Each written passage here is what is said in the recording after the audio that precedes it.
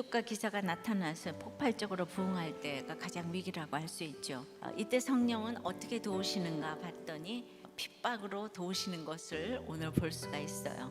오늘 성령의 핍박에 대해서 알아보겠어요. 첫째로, 교회 안 권력의 시기로 일어날 수 있습니다. 성령으로 가득 찬 공동체의 지도자들이 생명을 살리는 일에 전념했다면, 이 시기심으로 가득 찬 종교 지도자들은 이 생명을 살리는 자들을 죽이는 일에 전념했습니다. 시기는 하나님의 사람을 대적하고 곧 하나님을 대적하는 중대한 범죄입니다. 자, 사두개인은 부활교리를 묻지 않고 대제사장을 동조하는 무리가 되었고요.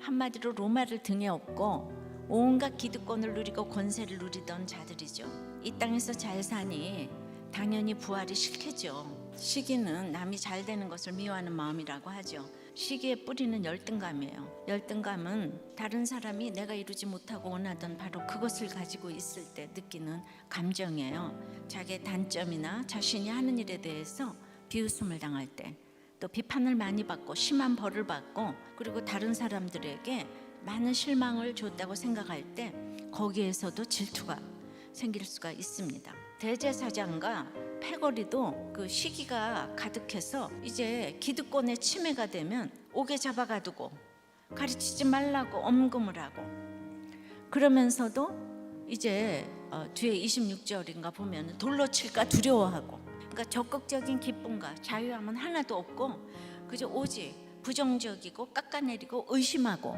의 삶이 이 시기와 질투의 사람인 거죠.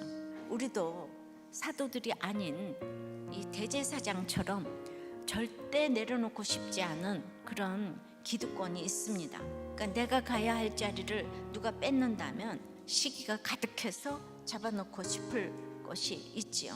두 번째는 생명의 말씀을 전하라고 핍박을 주시는 거예요. 이거 잘 갇혀 있으니까 주의 사자가 옥문을 열고 끌어내었어요. 하나님은 항상 때에 맞게 하나님의 일을 하십니다. 하나님의 사람은 핍박도 받지만 분명히 구해주시기도 하십니다. 하나님께서 기적을 베푸신 목적이 너희는 가서 생명의 말씀인 복음을 전하라는 거예요. 이게 목적이에요. 자, 끌어내어는 속박과 고통에서의 구원을 가리킵니다. 사도들도 감옥의 속박에서 빠져나오게 하신 것처럼 중요한 것은 사명입니다.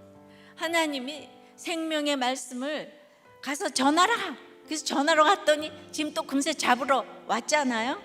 그러니까 하나님은 어떤 곳에서도 나를 잡아 넣으실 수도 꺼내실 수도 있는 분이에요. 사도들은 이걸 믿는데 대제사장은 안 믿잖아요.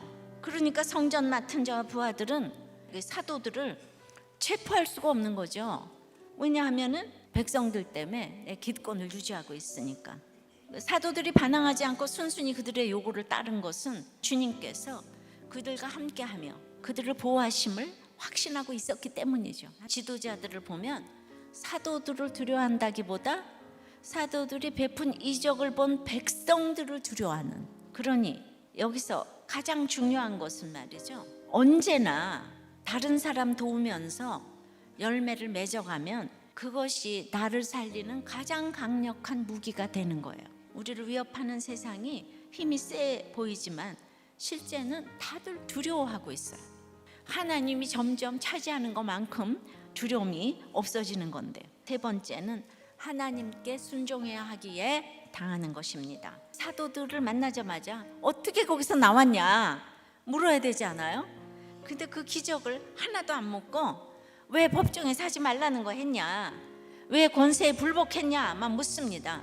이들은요, 사람이 살아난 거 이런 관심 없어요. 어찌하든 사도들을 죽이는 게 인생의 목적입니다. 그들은 예수의 이름으로 부르기도 심기에 거슬렸기 때문에 이 이름이라고 계속 폄하해서 말합니다. 예수의 이름은 구원의 이름이고 십자가의 이름이에요.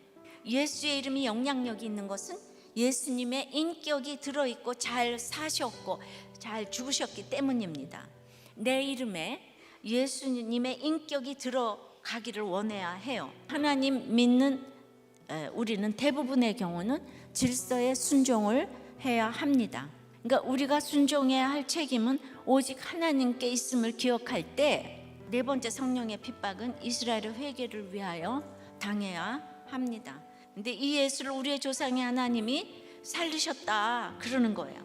예수님을 다시 살리신 것은 이스라엘에게 회개와 죄사함을 선물로 주시기 위함이라는 거죠. 예수님을 죽인 자들에게 또 지금 또한 사랑의 구원이 지금 제시되고 있어요. 그러니까 이 복음 듣고 회개해야 되는데 지도자들은 들을수록 강팍해져 갔어요. 그러니까 우리가 아무리 기도해도 아직 때가 안 된 사람들은 돌아오지 않을 수도 있어요. 이 대제사장과 유대인들은 지금 2000년이 지난 지금까지도 안 돌아오고 있는 거예요. 그러므로 이 세상에 가장 무서운 것은 영적 교만인 거예요. 이처럼 대제사장의 권위도 두려워하지 않는 복음의 증인이 될 수 있었던 것은 바로 성령께서 함께 하심으로 증인이 되어주시기 때문입니다. 성령 받은 것은 그러므로 순종의 모습으로 나타납니다.